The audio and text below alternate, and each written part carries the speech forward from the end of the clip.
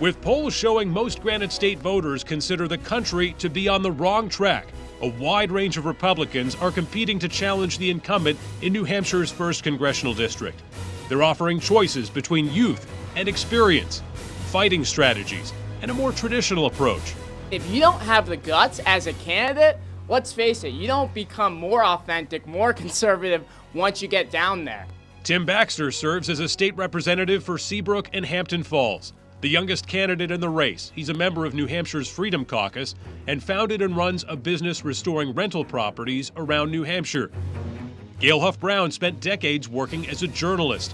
Under President Trump, her husband served as ambassador to New Zealand and Samoa, where Huff Brown, now a grandmother, was elected president of the Diplomatic Spouses Association. I know what it looks like to live in a country that is socialist. I know what that looks like now. I don't want that for America. Caroline Levitt's experience includes time as an assistant press secretary for President Trump and communications director for New York Congresswoman Elise Stefanik.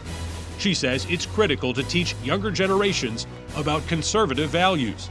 Now more than ever, we need young people, right, in Washington, on both sides of the aisle, okay, to shake up the system. Folks are just truly fed up out there with what they're seeing in Washington, D.C. They're tired of the same old, same old. They're tired of folks like Chris Pappas. Matt Mowers is looking for a rematch of his 2020 race with Chris Pappas, this time pointing to the Democrats' record of the last 2 years as reason to vote for a Republican. Mowers' background also includes time in the Trump administration as a senior White House advisor at the State Department.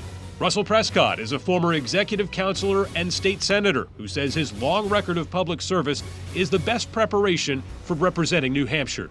There's dysfunction in Washington, but I will not be part of it. I will get down there and I will work, as I have worked. Prescott runs a family business making and distributing water treatment systems. Varying types of political experience combined with a variety of backgrounds. Which one will voters choose to speak for them in Washington?